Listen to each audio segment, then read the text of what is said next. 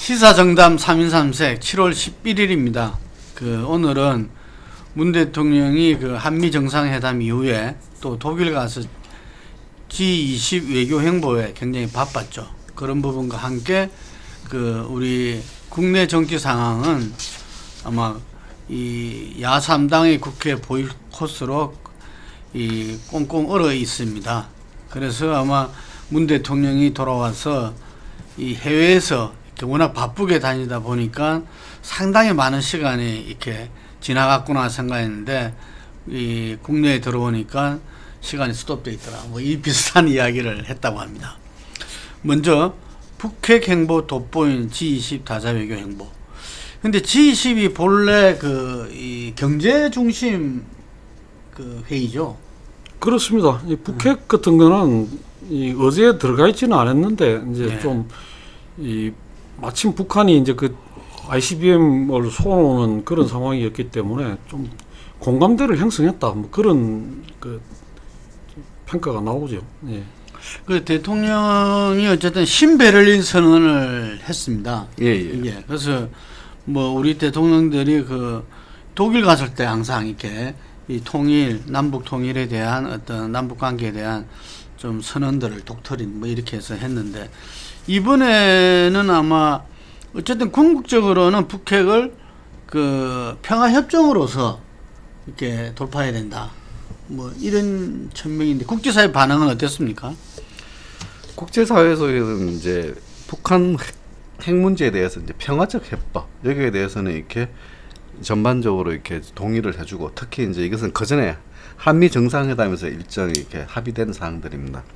그 다음에 이제 한미일 3국 공동성명에서도 이렇게 대북 압박에 대한 강조점과 함께 이제 평화적 해법의 같이 이제 논의되고 특히 이제 이번에 이제 신베를린 선언은 이렇게 이명박 박근혜 정부 9년 동안에 이렇게 대북 압박 정책 자체를 전면으로 폐기하고 다시 이제 과거 이제 김대중 정부와 노무현 정부를 대북 정책으로 회귀를 이제 공식화하는 자리로 이렇게 평가할 수 있을 것 같습니다.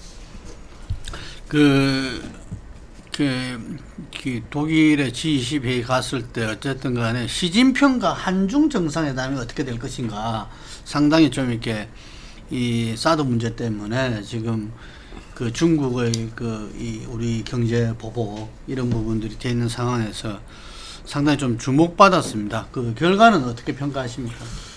예, 한편으로 보면 한미일 삼국 정상이 회동을 해서 공동 성명도 내고 한 것은 성과라고 볼 수 있겠지만, 그 반면에 이제 중국에서는 한국 정부와 미국 정부가 중국의 역할을 상당히 기대를 하면서 중국이 좀 세게 압박하는, 다시 말해서 원유 공급까지 중단하는 그런 걸 바랬지만은 거꾸로 중국이 반발하면서 북한과는 혈맹이다 이런 표현도 했고 또 사드 문제나 그런 문제를 대해서도 직접적으로 굉장히 이제 자신들의 입장을 강하게 표출을 하고 또 이 중국 역할론에 대해서도 중국은 충분히 역할을 하고 있는데 오히려 미국이 역할을 해야 된다 이런 식으로 대받아치는 등 그런 걸 보면 한중 간에는 이견을 좁히기보다는 지금 어떤 그런 서로 입장 차이만 노정된 게 아닌가. 다만 그렇다 하더라도 박근혜 대통령 탄핵 이후에 공백이 생겼던 4강 외교 전반이 이제 좀 복원이 됐다 이런 점은 또 평가를 할 수 있겠습니다. 예, G20 기간 동안에 주목받는 사진이 트럼프 대통령이 이방카 여사를 두고서 그 옆에 있는 문재인 대통령하고 이렇게 뒤에 있는 시진핑 보란 듯이 이렇게 악수를 하고 또 시진핑도 쳐다보고 했던 그런 사진들이 상당히 거했었는데 어쨌든 문재인 대통령이 촛불혁명의 대통령이라 해서 상당히 좀 인기는 좋았다 그러더라고요.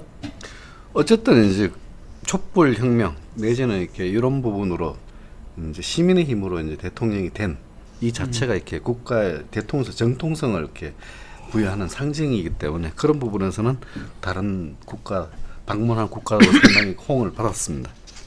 예. 하여간에 상당히 그 이 남북 정상회담에 이어서 그 문재인 대통령의 그 평화적 해법 그 노력은 계속 그 이 국제회의에서도 돋보였는데 결국 문제 해결에서는 북의 태도가 관건이다.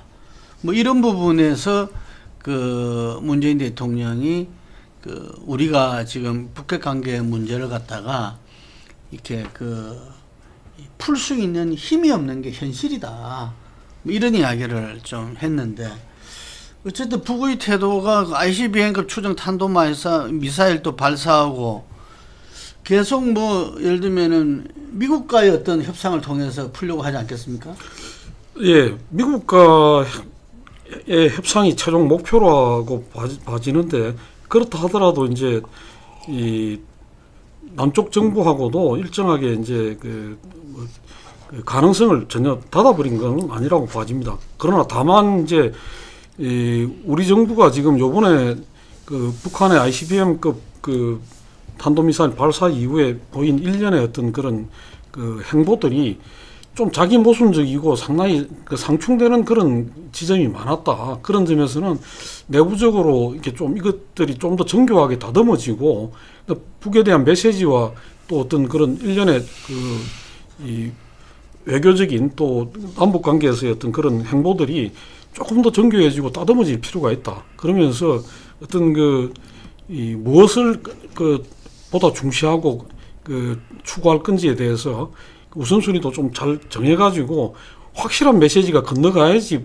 뭔가 북에서도 반응을 보이지 않겠는가. 그런 점에서는 조금은 좀 지금 새로 짜진 외교 안보 진영에서 그런 부분에 대한 어떤 고민들이 더 필요하다 이렇게 봐지겠습니다. 상충되는 그거라면 뭐 어떤 점을 말씀하실 수 있어요? 그러니까 이제 바로 뭐 무력 시위를 그랬다가 또 이제 했다가 또 베를린에서는 이 평화 협정을 또 이야기했다가 그러고 나서는 또 한미일 삼국이 또 강한 압박과 제재를 또 이야기했다가 뭐 이런 것들이 계속 왔다 갔다 하게 됨으로써 북에서 볼 때는 한편으로는 한미일 삼국이 자기들을 강하게 지금 압박해 들어온다는 인상도 받고 또 한편으로는 그 워딩으로서는 뭐 평화협정까지 이야기하는 그리고 또 한쪽에서는 이 압박 국면과 상관없이 인도적 지원은 계속하겠다 이런 또 이야기도 나오고 이러면서 좀 그게 전체적으로 보기에는 좀 혼란스럽게 보이는 측면도 있다는 거죠. 예. 예, 아마 그 문 대통령의 고민의 지점도 문재인 정부의 지금 남북 관계에 대한 어떤 풀이 자체의 고민의 지점도 거기 있지 않겠는가 싶습니다.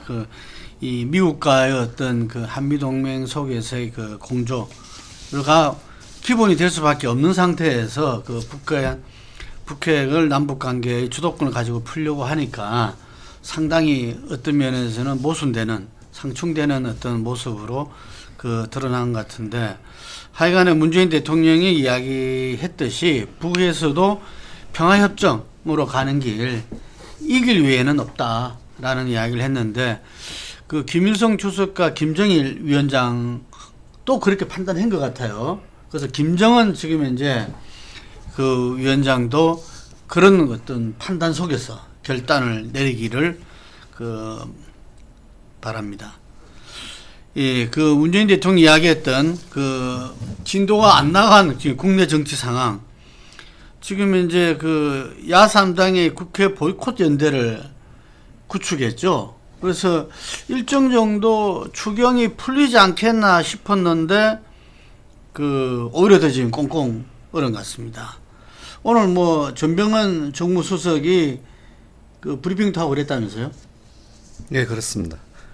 뭐 우원식 원내대표 여당 지도부에서 이렇게 이제 조금 송영무 후보자와 조대 후보자 임명을 좀 미뤄주면은 야당과 좀 협의해 보겠다, 시간을 좀 달라고 한 부분들을 수용을 했는데 여기로 야당은 오히려 이제 이를 이렇게 가지고 이제 꼼수다 이렇게 하니까 지금 꼼수가 아니니 좀 우원식 대표를 만나서 대화를 좀 하고 추경이나 정부 조직부 등에 대해서 조금 이렇게 협상을 좀 해달라, 다시 이제 정중하게 이렇게 요구를 하는 뭐 그런 말을 했습니다.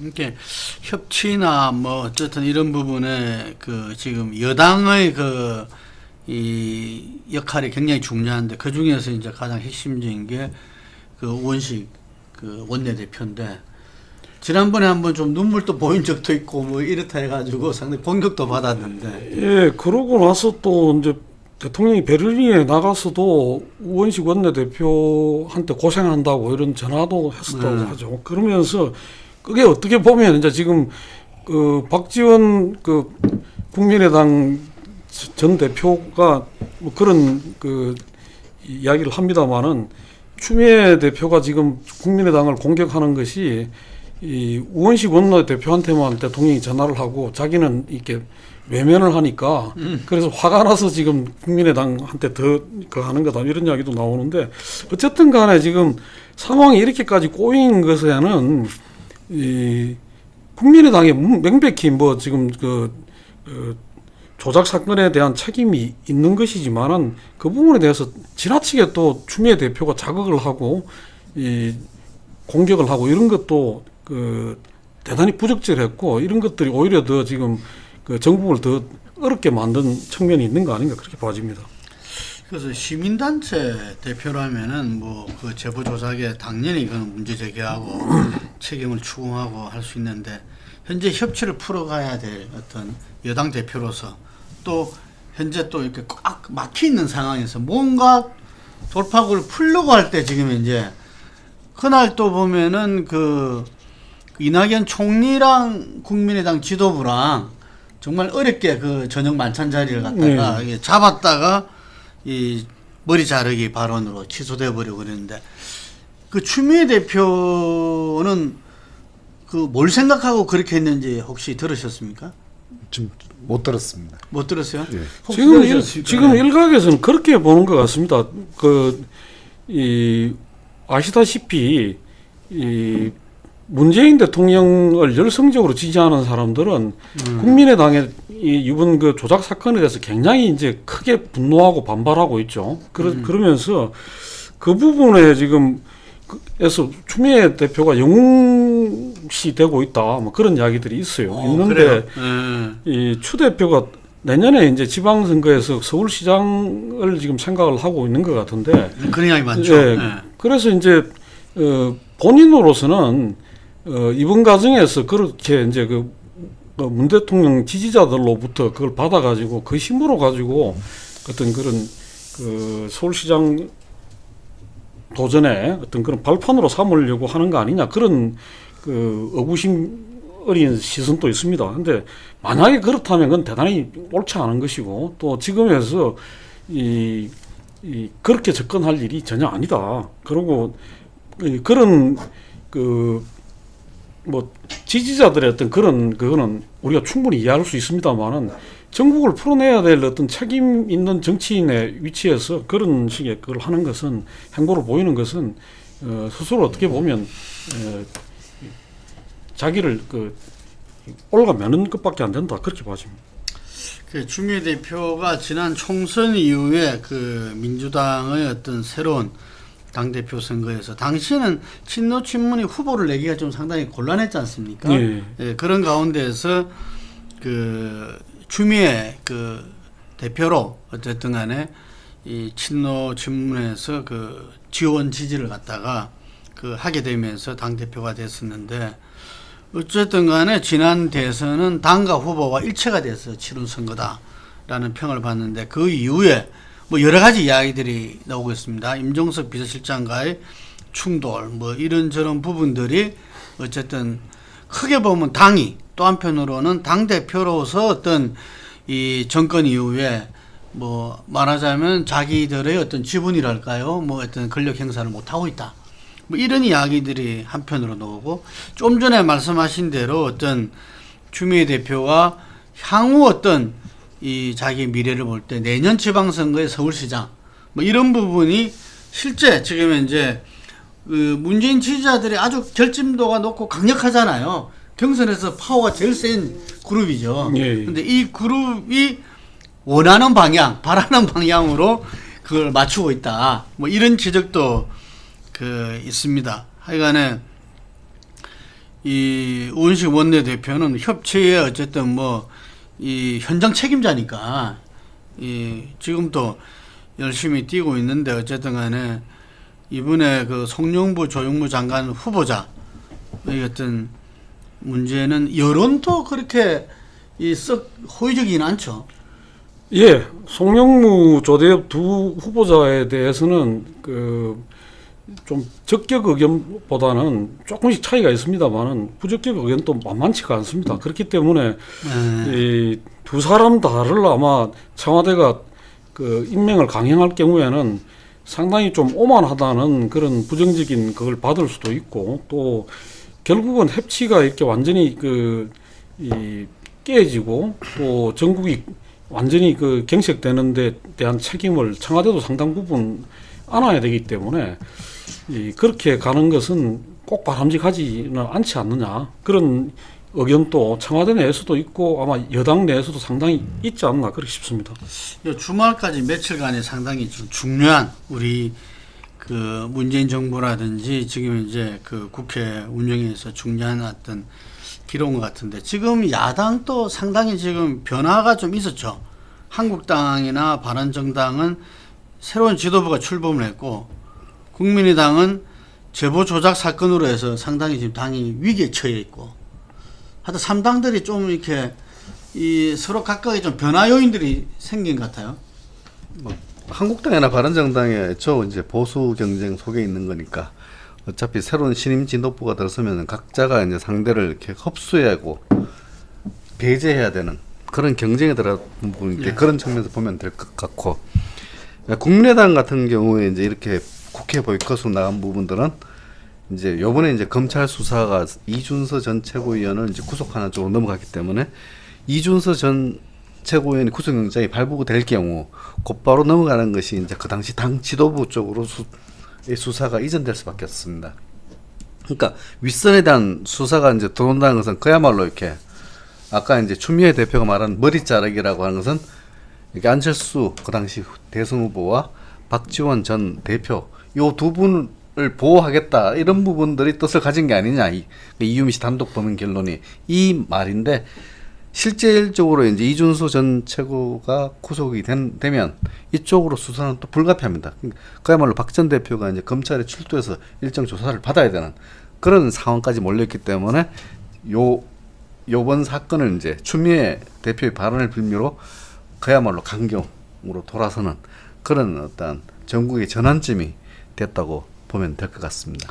이준서 전 최고위원의 구속영장에 공동정범으로 명시되어 있다고 그러더라고요. 예. 추미애 대표가 이야기한 게 미필적 고의도 수사 대지해야 된다, 엄격히 다루셔야 된다는 이야기를 했는데, 여기 대해서 설명을 잠깐 좀 해주시죠. 예, 지금은 뭐 검찰 영장 청구 내용을 보면 미필적 고의를 넘어서 가지고 좀 요즘 새로 나온 말이 확정적 고의인데 그 확정적 고의다 이렇게 볼 수 있는, 검찰은 보고 있는 것 같이 보입니다. 이게 무슨 이야기인가 하면 5월 1일 날 첫 번째 이제 그 받고 기자회견이 있었는데, 그 이후에 5월 4일인가 쯤에는 더 이상 뒷받침할 만한 물증이 없다는 거를 이유미가 이준서한테 이야기를 했다는 겁니다. 했는데도 불구하고 그 상태에서 5월 7일 날 2차 기자회견을 다시 진행되는 걸 방치했기 때문에, 그것은 충분히 본인이 더 이상 뒷받침할 물증이 없다는 걸 알면서도 그렇게 사태가 가도록 했다는 것은 좀 고의다. 그렇기 때문에 이건 이유미가 했던 걸 알았다 몰랐다는 문제가 아니라 2차적인 어떤 그런 기자회견이 있도록 한 부분에 있어서는 이준서가 더 책임이 크다 이렇게 보는 것이죠. 그래서 지금 그 부분에 대해서 최종적으로 사법부가 어떻게 판단할지 검찰은 그렇게 보고 있는데, 오늘 조금 있으면 아마 영장 청구에 대한 그게 나올 거기 때문에 영장 발부 여부가 결정이 될 거기 때문에 조금 더 지켜봐야 될 것 같고, 또 한 가지는 지금 자유한국당 내부에 홍준표 대표하고 정우택 원내대표 간의 기싸움 내지는 뭐 어떤 대여 어떤 그런 태도 이런 것들도 지금 여전히 이제 전국의 한 변수로 남아 있는 게 아닌가 그렇게 봐집니다. 예. 지금 뭐 거의 지금 홍준표 대표 경우에는 이 자기 소신대로 지금 그 당직을 배치해가면서 친박들을 상당히 압박을 하고 있는 그런 상태가 아닌가 빠지는데, 그런 것들이 앞으로 또 이 자유한국당 내부의 어떤 그런 거기에서 어떤 영향을 미칠지 그것도 좀 지켜봐야 될 것 같습니다. 좀 전에 말한 그 국민의당 부분에서는 그 이준서 전 최고가 박지원 전 대표랑 통화 기록이 이렇게 나타났다 그러잖아. 예, 예. 36초간. 그래서 그 부분이 과연 어떤 내용인가 하는 부분들에 있어 가지고도 서로 전혀 상반된 이야기를 하고 있는데, 어쨌든 간에 국민의당은 이 구속영장이 만약에 발부가 된다면은 이른바 윗선 수사는 불가피할 수밖에 없다. 그래서 그 실체 내용에 어쨌든 간에 그 지도부로 향한 검찰 수사는 실제로 그 벌어질 수밖에 없다. 그랬을 때 당해 안는 데미지. 어쨌든 이 가운데 지금 안철수 전 대표의 어떤 행보가 여러 가지로 좀 이렇게 이 문제 제기가 많이 되고 비판도 많이 되는 걸로 아는데, 아마 이게서 검찰 수사 발표를 보고 이렇게 그 입장 발표를 하려고 하는 모양인데, 좀 상당히 좀 곤혹스러워 하겠죠. 예, 뭐 지금 속초로 가 있다고 그러는데, 그러다 보니까 또 상황이 이런데도 뭐 혼자서 여름 휴가 즐기러 간 거냐 이런 비판도 일부에서 나오는 모양입니다. 근데 뭐 그러리라고 생각은 안 되고, 다만 이제 이때까지 실기를 여러 차례 했기 때문에 지금 당장 또 나서기도 어려운 그런 상황으로 자꾸 몰리가는 거 아닌가, 그런 점에서는 이 어쨌든 어느 시점인가에서는 그 입장을 밝히고 이 저걸 해야 될 건데, 참 시기 잡기가 애매하게 됐다 이런 생각이 듭니다. 예. 그 안철수 전 대표는 어쨌든 뭐 이른바 철수를 많이 양보를 많이 해왔는데, 그리고 뭐 어떤 문제 있으면은 그 정치인으로서의 책임 정치를 누구봐도 강조했던데, 과연 그 국민이 눈높이에서 국민이 바라는 어떤 이 사태에 대한 어떤 입장 발표와 어떤 책임 있는 어떤 행보 있기를 바랍니다. 간단하게 한 세 가지에 대해서 좀 짧게 짚었으면 좋겠습니다. 좀 전에 이야기하신 대로 자유한국당의 홍준표 대표 체제가 새롭게 들어서면서 혁신위 구성을 갖다가 그 해서 당을 뭐 인사 조직 정책을 다 바꾸겠다 이러면서 혁신위원장으로 류석춘 교수를 갖다가 했는데, 류석춘 교수가 임명장도 받기 전에 어떤 기자들과의 어떤 거기 속에서 보면은 상당히 이전에 그 태극기 집회를 대변하는 듯한, 이게 박근혜 대통령이 뭐 이 정치적 탄핵을 당한 거다. 예, 뭐 이러면서 또 한편으로는 그 MB 정부의 그때 그 논란이 됐던 건국절을 이 주장한다든지 뭐 이런 문제들이 상당히 그 보수의 어떤 혁신을 갖다가 해낼 것인가. 예, 오히려 또 이 상당히 그 극우적 논리에 서 있는 사람 아니냐 이런 우려도 있습니다. 그러니까 홍준표 대표 체제가 들어서면서 이렇게 이종혁 최고위원이라든가, 다음에 이제 김대희 이렇게 여의도 연구원장을 이렇게 김대식 예, 주로 그 자기 사람을 심는 그렇죠. 쪽으로 자기 쪽에 갔습니다. 그리고 유석춘 혁신위원장 임명도 그 선상으로 이해된다. 그러니까 노선의 갈등이 아니라 친박 주류 세력과의 자기 사람 심기의 싸움으로 넘어가 있는 거 아니냐 이런 생각이 들기 때문에 자칫하면은 이거 뭔가 이념이라든가 노선을 정비하고 혁신을 한다 이런 이미지를 주기보다는 서로 자리 다툼하는, 그리고 주도권을 장악하기 위해서, 당내 주도권을 장악하기 위해서 이제 서로 이제 싸우는 이런 모양새가 연출될 가능성이 있다. 특히 이제 유석춘 혁신위는 이제 홍 대표가 이제 쭉 주장해왔던 그 과거 친박의 전형적인 사고방식이거든요. 이런 분을 이제 배치했다는 것 자체는 이제 혁신을 하겠다는 것인지 의아한 부분들이 큽니다. 그러니까 이게 참 아이러니한 게, 그 이분이 굉장히 그 사고 자체는 그 극우적인 성향이 강한 사람인데도, 또 이제 친박의 서청원, 차경원, 윤상현 이런 사람들에 대해서는 강하게 또 비판을 했어요. 비판의 요지가 이 사람들이 이 우리가 생각하는 뭐 친박으로서 뭐 전행을 했다 이런 데 대한 비판이라기보다는 박근혜를 끝까지 보호하지 않고 책임을 지지 않았다는 걸 가지고 비판을 했던 사람입니다. 장세동이 왜 없냐 뭐 이런 말 했더만. 그러니까 이건 뭐 각도가 점점 핀트가 안 맞죠. 근데 전번에 우리가 이야기했듯이 그 자유한국당이 새롭게 거듭나려고 하면 지금 태극기 거구나 또 그 경북의 어떤 그 일부 노인들 이런 데서 그 기대는 그에서 벗어나 가지고 새로운 영역으로 좀 확장을 해가야 된다고 했는데 전형적인 어떤 태극기 그 보수의 어떤 그런 그 이데올로기를 지금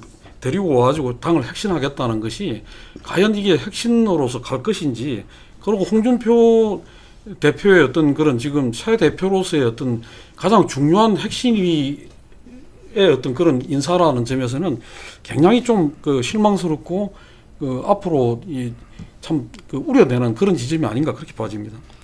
그 하여간에 스트롱 그 홍 대표가 굉장히 대표되고 나서는 소프트한 이 대표가 됐다 이런 이야기도 있고, 이 메시지들이 뭐 문재인 정권에서도 어쨌든 정부 내각에 출범하도록 하고 이후 정책을 보고 비판을 하자는 등 상당히 지금 이 현재 자유한국당의 행보와는 전혀 좀 다른 어떤 이야기를 갖다가 그 내고 있는데, 또 한편으로는 혁신위원장에 류진 교수가 그를 갖다 임명해가지고 거기서 나온 이야기는 과연 이게 보수의 혁신의 방향인가 하는 걸 갖다가 가우뚱거리게 하는데, 어쨌든 아마 조만간에 이것은 또 결판이 나지 않겠습니까? 네. 예. 그러면서 보수의 적통 경쟁을 벌이는 바른정당의 이혜원 대표도 이 배신자 프레임이 아마 제일 아픈 것 같아요. 그 바른정당으로서는. 그래서 뭐 틈만 나면 TTA로 달려가겠다. 저는 그것도 좀 문제 아닌가 이런 생각이 드는데. 바른정당은 이제 지금 그 자유한국당에서 종북 이야기를 계속 반복을 하니까 자유한국당에서는 이제 바른정당에서는 우리나라에 종북은 없다 그런 식으로 하면서 오히려 지금 이념 논쟁을 그 바른정당이 걸어가는 그런 상황입니다. 그러니까 더 이상 종북으로 그 정치적 어떤 그걸 하려고 하지 마라 그런 걸 하면서, 이 한편으로는 보수 적통 경쟁이지만 또 한편으로는 그 보수에서 어떤 새로운 프레임을 누가 먼저 보이느냐 이런 걸 갖고 경쟁을 하겠다 그런 의도도 있는 게 아닌가 그렇게 봐집니다. 그 제가 개인적으로 생각할 때는 이게 그 보수 정치인도 문제지만 이 어쨌든 그것의 해결 방안은 어떤 면에서는 정치인뿐만 아니라 전체 보수 세력이 가져야 될 앞으로 이 가치와 방향, 이 부분에 대해서 좀 해법이 나와야 되지 않나. 그래서 꼭 정당의 문제만은 아니다. 보수 정당의 이런 생각이 듭니다. 국민의당 대선 평가에서 안철수 비판이 본격적으로 대두됐죠. 예, 뭐 전날 이렇게 있었던 안철수 후보가 의원이 만약에 이제 그 자리에 있었으면 진짜 참 견디기 힘든 자리였다. 뭐 이렇게 보던데, 주로 이렇게 대선 평가를 하게 되면은 이제 저는 유력 후보였기 때문에 비판할 점도 비판하고, 그 다음에 그 가능성, 앞으로의 또 가능성은 또 어떤 게 또 있느냐, 이런 잠재력 것도 같이 있게 쭉 아울러서 이제 나오는 것이 이제 일반적인 평가인데, 어제 내용들을 쭉 불러보면은 이 가능성에 대한 이야기는 거의 나오지 않았던 것 같습니다. 그런 부분에서는 상당히 뼈아픈 부분들, 한 번 더 밀어보자라고 하는 분위기가 있는 부분들이 아예 없지는 않았을 건데, 그런 이야기 자체가 그렇게 나오지 않았다는 것은 좀 뼈아픈 부분인 것 같습니다. 세 가지 정도가 이제 그 지적이 됐는데, 후보의 행태로서 전혀 어떤 대중들의 지금 그 아파하는 그거에 대한 공감이 없다. 다시 말해서 이 그 대중 정치인으로 자질이 전혀 갖춰지지 않았다. 이런 게 아마 대선 때 이야기하는 겁니까? 예. 그 이제 대선 평가에 어제 나온 이야기가 세 가지 정도가 중요한 사항인데, 첫 번째가 이제 그 후보 개인의 어떤 자질과 역량의 부족, 이런 점에서 대중의 아픔과 지금 어떤 그런 시대적 과제에 대한 공감이 약하다. 그리고 두 번째는 이제 거기에 포함되는 게 촛불 민심이라는 전체에 대해서도 제대로 읽어내지를 못했다. 그런 지적이 있었고, 두 번째는 당과 후보가 완전히 유리되어 있다. 당과 캠프, 후보 개인의 캠프가 따로따로 놀다 보니까 마지막에 와서 지금 이 검증이 당에서 전혀 안 됐다는 거는 그런 당이 어떻게 지금 집권을 하려고 했느냐. 그다음에 만약에 집권을 했으면 그런 수준의 당이 집권을 했으면 나라가 어떻게 됐겠냐 하는 그 우려가 지금 뭐 곳곳에서 나오는 거죠. 그런 것도 굉장히 아픈 대목이죠. 만약에 국민의당이 그런 것도 제대로 검증 못하는 당이 그 개인의 인기만 높아갖고 만약에 집권을 했다면 우리나라는 어떻게 되는 거냐 그런 이야기도 나왔고 세 번째는 이 조금 전에 지적하셨듯이 이 안철수 후보를 다시 앞세워갖고 뭘 하자는 이야기는 전혀 아니지만은 국민의당은 다당제라는 어떤 이 구도가 다시 양당제로 가서는 안 되기 때문에 어쨌든 이 위기를 극복해가지고 당으로서 어떤 그 정체성을 다시 찾고 회복을 해야 되는데 다만 거기에서 안철수라는 사람은 빠져 있다는 거죠. 국민의당이 이 자기 어떤 존립을 유지를 해가야 되고 다당제 구도를 살려나가는데 역할을 해야 된다. 그런 식의 그게 나왔다. 그런 점에서 전체적으로 봤을 때는 안철수 후보로서는 상당히 그 아픈 평가를 받았다. 이렇게 봐야 될 것 같습니다. 예. 그 어쨌든 간에 그 창당 대주주인데 상당히 그 안철수 후보가 지난 대선에도 이렇게 본격 대선이 시작될 때는 양당 구도까지 갔더랬는데 하여튼 그 이후에 여러 가지 그 모습들이 그 국민들한테 금방 말씀하신 그 지적대로 좀 비쳤지 않나. 그런데 과연 안철수한테는 그 이제 철수의 시간만 남았다. 어느 주간지 제목이 그랬어요. 예, 그랬는데 하여간에 또다시 어떤 그 반전의 어떤 묘와 그걸 일으킬지 그건 아마 국민의당 운명과도 이렇게 연결되는데 정동영 의원이 국민의당 8월 27일 전당대회가 확정이 됐습니다. 이게 출마 선언을 하면서 제2의 몽골 기병으로서 국민당을 되살리겠다 했는데 앞으로 좀 지켜봐야 될 것 같습니다. 오늘 여기까지 하겠습니다. 예.